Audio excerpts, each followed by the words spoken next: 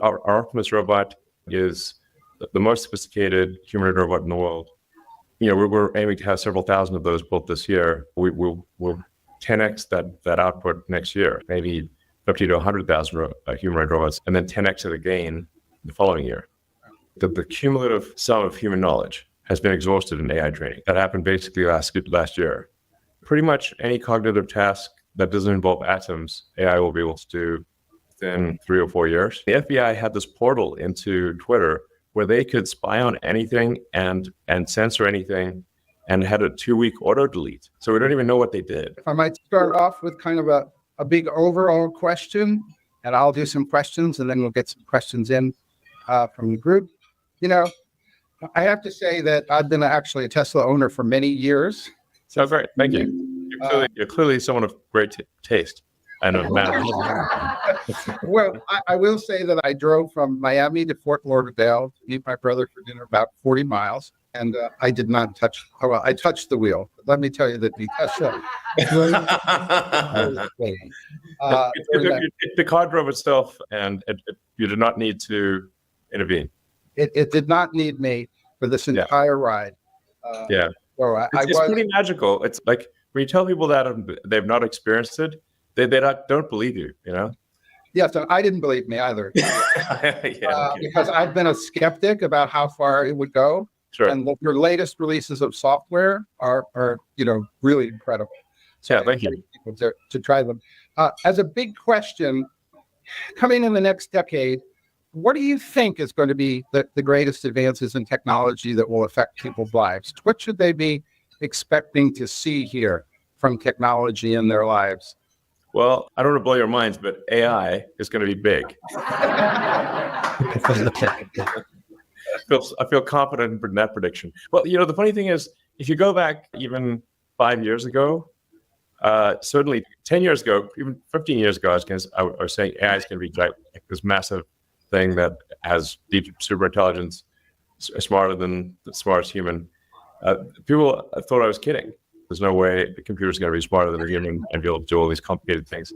And now the latest AIs are able to pass complicated tests better than most humans. They can pass the medical tests better than 80% of doctors or something. They can diagnose radiography better than most people who've been doing it their whole life. So that's just accelerating, obviously. I think if you haven't seen Jensen's talk, it's excellent. It really shows how much AI is advancing.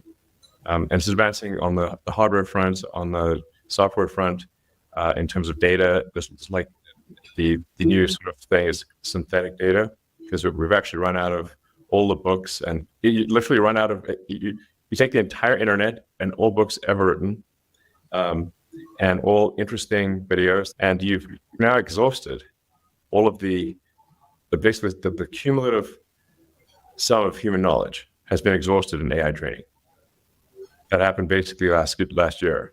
And so the only way to then supplement that is with synthetic data, where the AI it'll sort of write an essay or it'll come up with a thesis, and then it will grade itself and sort of go through this process of self-learning with synthetic data, which is always challenging, because how do you know if it hallucinated the answer or it's a real answer? So it's challenging to find the ground truth. But it is pretty wild that AI at this point has run out of all human knowledge to train on. Crazy. I know that you're building for Grok the largest AI center on the planet. And we already have, yeah. It's an operation. Microsoft is planning $80 billion, where I used to work for a while. But that's a lot of money by anyone's standards. I did a poll, and we asked, does AI making a difference in your life today? 13% said yes. And they said, in 5 years from now, will AI make a difference in your life? 87% expect in 5 years it will make a difference. What is it going to do for people? Is it going to put anything them you want work or to work? AI will do anything you want, and even suggest things you never even thought of. So AI really, within the next few years, will be able to do any cognitive task. It obviously begs the question, what are we all going to do? Pretty much any cognitive task that doesn't involve atoms, AI will be able to do within, I'd say, max 3 or 4 years, maximum. And then, now, another element of it is the robotics. The AI can't just be thinking in a data center. It's got to do things. So that's where you need the robots.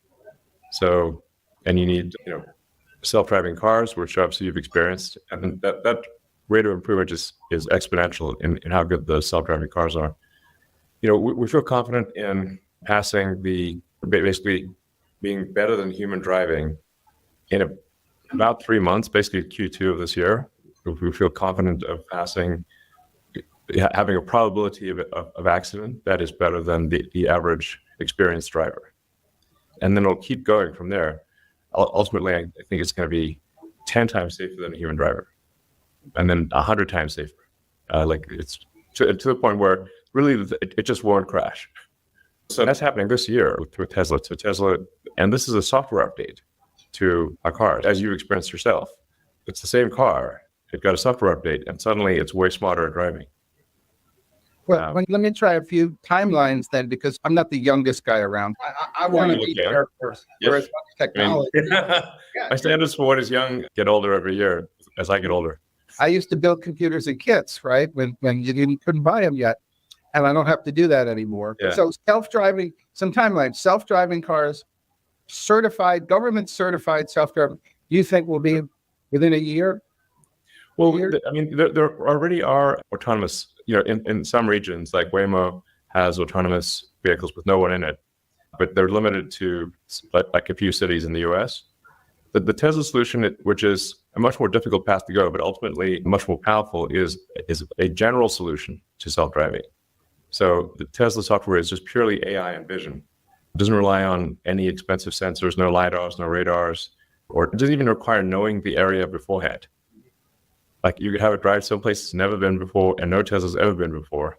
It could even be an alien planet. And the car will still work, still drive. So that's this year, And when can I get a home robot? Well, that's the other element, humanoid robots. I think probably most people, if not everyone, would like to have their own personal C-3PO R2-D2. And I actually think humanoid robots will be the biggest product ever in history by far. I agree. It's just wild because you can just say, well, every human is going to want one most likely, and then there'll be all of industry in terms of providing products and services. So that you have to say, what's the ratio of humanoid robots to humans? My guess is it's at least 3 to 1, 4 to 1, maybe 5 to 1. So we're talking about 20, 30 billion humanoid robots. It's not even clear what money means at that point, or if there's any meaningful cap on the economy. I think at that point, assuming that things haven't gone awry, in the good AI scenario, I think we won't have universal basic income. We'll have universal high income. So do you think 5 years for my first robot? Well, for Tesla, Optimus robot really is, unless somebody's got something secret we don't know about, our Optimus robot is the most sophisticated humanoid robot in the world. It's got a hand that has 22 degrees of freedom. It looks and feels like a human hand. We're aiming to have several thousand of those built this year. Initially, we'll test them out at Tesla factories, but then assuming things go well, we'll 10x that output next year. So we'll aim to do maybe 50 to 100,000 humanoid robots next year, and then 10x it again the following year. It's like 500,000 robots in 3 years. That's a lot. Yeah. I was telling you guys, maybe we should think of these in terms of Roman legions. How many legions of robots will we have? Like a Roman legion is 5,000. So when will we have a colony on Mars? Well, I think we'll be able to send the first uncrewed spacecraft to Mars in 2 years. So Earth and Mars synchronize every 2 years. And so we're at a synchronous point right now. So then the next one will be roughly 2 years from now. And then there'll be 2 years from then, there'll be another one. So for the first trip, obviously, we want to make sure that we can land Starship without crashing. Like we need to prove that we can land Starship on Mars without incrementing the crater count. And if those land safely, then maybe on the next trip we would send people, and then hopefully that would grow exponentially. So eventually there will be thousands of starships going to Mars. And I might have this like really cool visual like Battlestar Galactica or something, like sort of colony ships departing all together with these like bright points of light in space. I think it looked really cool. But I think the goal has to be to get to the point where Mars is self-sustaining. The point at which Mars is self-sustaining is really defined as the point at which if the resupply ships from Earth stop coming for any reason, that Mars doesn't die out, that Mars can continue to grow. So if there's something that happens on Earth, like let's say there's a World War III or some natural disaster or who knows what, but for whatever reason, the resupply ships stop coming, if Mars can still continue to survive, then the probable lifespan of civilization is dramatically greater. So if you sort of stand back and say, how would you evaluate any civilization? You'd say like, well, is that civilization still stuck on its home planet or are they a multi-planet civilization? And we don't want to be one of those lame one-planet civilizations. Okay, we're going to have a respectable outcome here. Even if we don't make it beyond our solar system, we're at least got to get to another planet. Yeah. And finally on my list, brain to technology communication. Am I going to see that also? Because right now, this is looking pretty good for me. Yeah. So we've got Neuralink. We've got now 3 humans with Neuralinks implanted, and they're all working well. And we've upgraded devices that will have more electrodes, basically higher bandwidth, longer battery life, and everything. And so we expect to hopefully do, I don't know, 20 or 30 patients this year with the upgraded Neuralink devices. And this, our first product is we're trying to enable people who have lost their brain-body connection, so they're tetraplegic or paraplegic, or basically, like you can imagine, like say Stephen Hawking. If Stephen Hawking could communicate as fast or even faster than a normal human, that would be transformational. Yeah. So that's our first product is being able to read the motor cortex of the brain and say that if you think about moving your hand, it will move the cursor on the screen, and it enables people to control their computer or their phone just by thinking.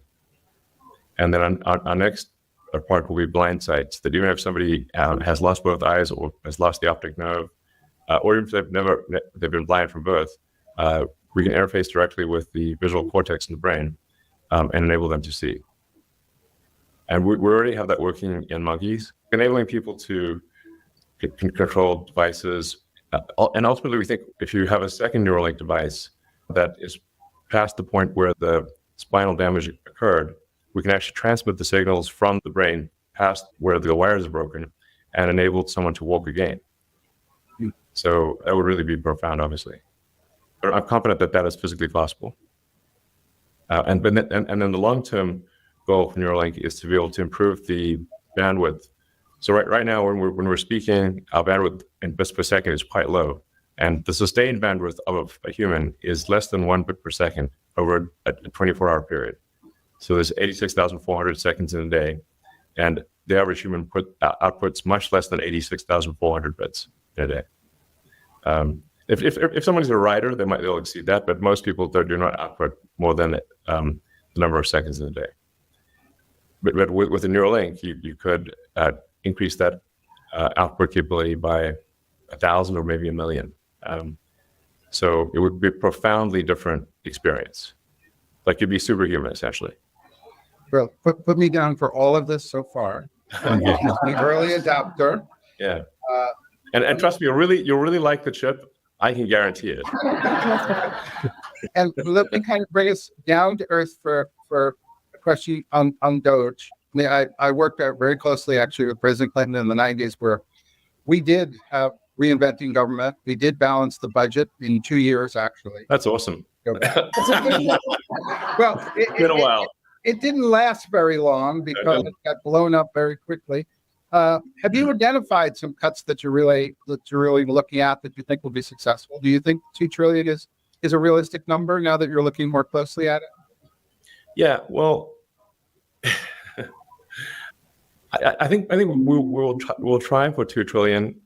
I think that's like the best case outcome, but I do think that you kind of have to have some overage. I think if we try for $2 trillion, we've got a good shot at getting one. If we can drop the budget deficit from $2 trillion to $1 trillion and free up the economy to have additional growth, such that the output of goods and services keeps pace with the increase in the money supply, then there will be no inflation. Right. So that, I think, would be an epic outcome. And in terms of saving money in the government, it's a very target-rich environment for saving money. Like if you look at any direction, it's like people's like, where will you find places to save money? It's like being in a room full of targets and you can't miss. There's just a lot of waste in government, especially the federal government, where the checks never bounce. Like they've got the infinite money computer. The people that spend the money are not the people, it's not their money. It's very hard for people to care about spending someone else's money. I certainly know people in the government who do care about spending money effectively, and they try to do so, and they can't. The system prevents them from doing so. And they even get told to do crazy things, as probably sounds familiar, where you get towards the end of the budget cycle and they're told to spend up to their budget. And even on nonsense stuff, because if they don't spend their budget gets reduced. So it's actually sort of a perverse incentive to waste money. And then they kind of get punished for not wasting money. So it's just totally bananas. Well, I agree. I did a mathematical analysis in terms of how government used to do things. So if you take the Brooklyn Bridge or the Lincoln Tunnel and you inflation, the infrastructure bill should actually get you 4,000 adjusted Lincoln tunnels, which of course it's not, because government is not as efficient as it used to be. No, exactly. But essentially, that we've had an accumulation of laws and regulations that make basically any large project essentially illegal. Even if you've tried to do it, you've got to satisfy. You've got to spend way more money on the paperwork than on the thing itself. So, and then it gets delayed. There's an element of like DOGE, which is very important, which is looking at regulations and getting rid of ones where the harm is worse than the good. Like you said, any given regulation, it's like, okay, there's some amount of good, some amount of harm, but what's that ratio? Is it like, and there's a lot of regulations where, frankly, they're completely nonsensical. And we want to get rid of nonsensical regulations that do not serve the public good. Well, Linda Yaccarino, in her keynote here, mentioned the DOGE thing, and she got enormous applause. So I think the country is really waiting to see this effort. They're behind it. They're optimistic. Let me try to get in one more topic here before I get one or two other questions out there, which is obviously Mark Zuckerberg made an amazing 180-degree turn. That's cool. What's your reaction to what he did and his acknowledgement, frankly, that the government was in fact censoring things, or he was censoring things, or the government, or some combination thereof? Yeah, I mean, there's no question. I mean, 1,000% the government was censoring things. We know that for a fact from the Twitter files. Some of the stuff was pretty illegal, frankly. The FBI had this portal into Twitter where they could spy on anything and censor anything, and had a 2-week auto delete. So we don't even know what they did, except that they had immense power to do whatever they wanted, which doesn't sound legal. That sounds pretty crazy. There was also a lot of self-censoring. There was just a lot of censoring going on. I feel very strongly that you have to have freedom of speech to have a functioning democracy. If you don't have freedom of speech, freedom of expression, then how do you know what's really going on? And if you can't make an informed vote, then you don't have a real democracy. That's incredibly important to listen to the wisdom of the founders of the country and say, why did they make that the First Amendment?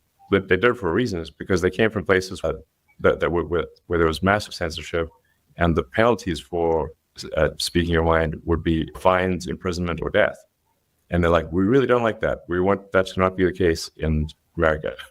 So then they, freedom of speech. So, you just posted, you are the media. Citizen journalism, really becoming more and more important in the sake of media, and you see it with the wildfires here. Yeah, exactly. It really takes the citizens to report and tell people. Yeah, actually, you think of it like before the internet, you kind of had to have what I call legacy media. You had to have some aggregation points where, you'd have reporters go and find things out. Then they would go to their office, they would write up articles, they would then print those articles on paper. That paper would then be distributed. And it was kind of the only way to know what was going on. But it was very slow, especially in the old days.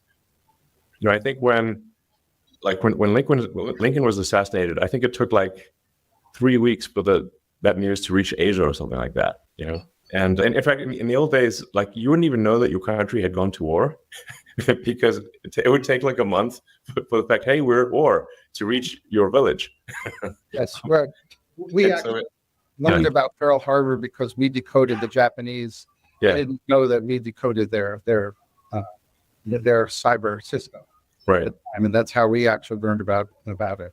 Okay, thank you. I got 3 questions in from the audience that Dan Gardner and Toby Daniels of On Discourse said, want to know, do you think the internet sucks? And what do you think we need to do to fix it? You mean the content on the internet or your internet connection? Because Starlink can help you on the internet connection. Starlink is great for internet connectivity, especially for places that have bad connectivity. In fact, I think Starlink is really having a significant effect in terms of lifting people out of poverty in many parts of the world, where people have a product that they want to sell, but if they don't have an internet connection, they can't do it. And or if they want to learn things, like basically you can learn anything on the internet for free. Like MIT has all its lectures that are available for free on the internet, but you need an internet connection. So once you have an internet connection, you've got access to education, you've got access to a global market. So I think it's very significant how connectivity makes difference in people's lives. But no, with respect to, maybe the question was geared at, like, is there too much negativity on the internet? I think at times there is too much negativity. Actually on the X platform, I proposed like, well, we were going to tweak the algorithm to be a bit more positive, and then people got upset about me for that. I'm like, okay, like, what do you guys want? Well, actually, the second question from Zach Moffat, CEO of Party Victory, was, how do you make pessimism uncool again? So I think it ties to maybe exactly what you're saying, which is that, it's become, people are afraid. This used to be a can-do nation, always very positive, and now the country, when I ask if we're on the right track or the wrong track, they never say that we're on the right track anymore. Hopefully, with this, I'm actually pretty optimistic about the next 4 or 5 years. I think we have the potential for a golden age. So we need to, it's very important to get rid of the mountain of regulations that are holding things back. And I don't mean, there's some good regulations, but there's just so much that we just can't get anything done. I mean, you take sort of the California wildfires, for example.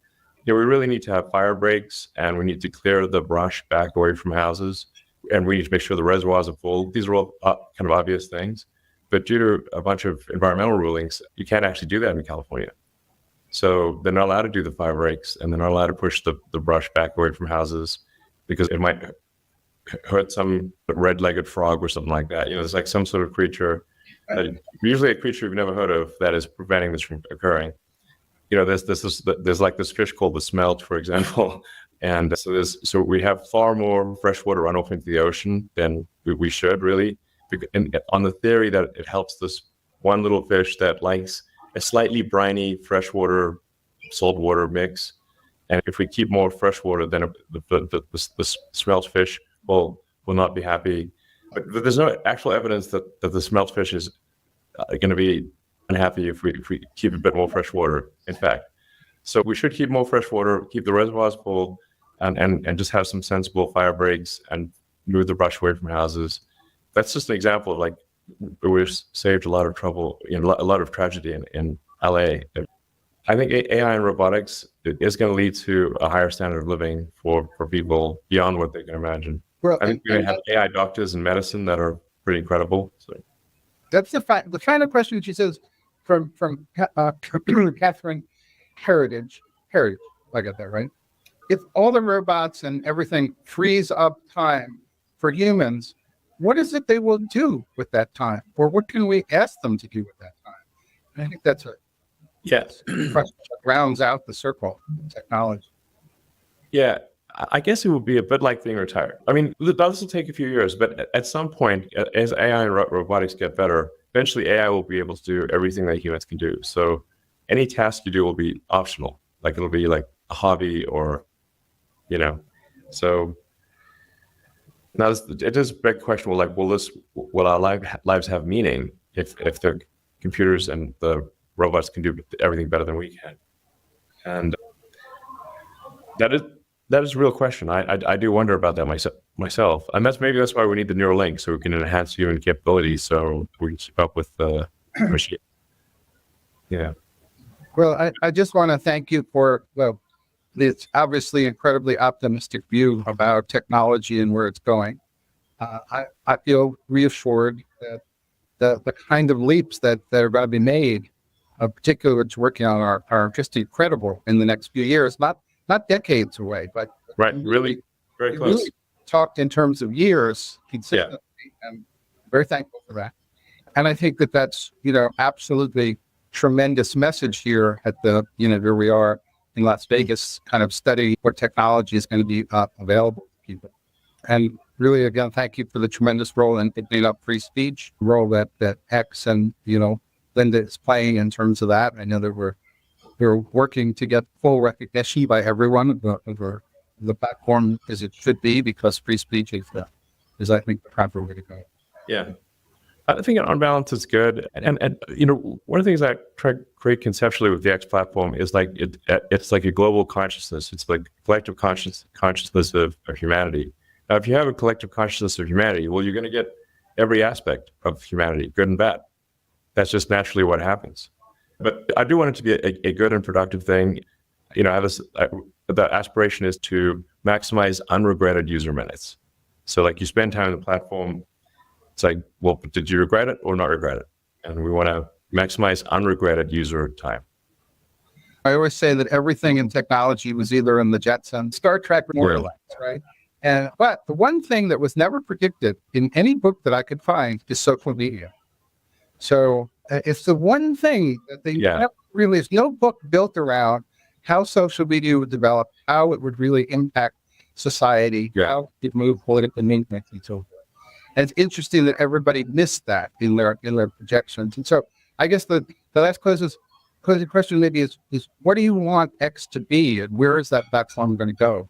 And I think that's great. Well, I do want X to be a force for good.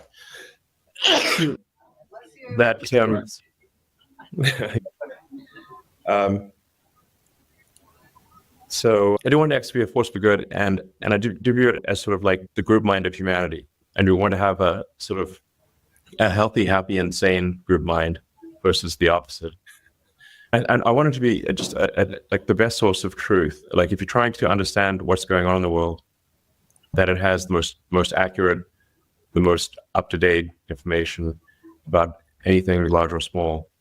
So it gives you the best understanding of what's going on in the world, anywhere, anytime. Yeah. Great. Thank you. Any closing thought you want to leave us with? Otherwise, I want to thank you for being so generous with your time. You're welcome. I think I would encourage people to be optimistic about the future. I think it is much more likely to be good than bad. So that's my prediction. Thank you.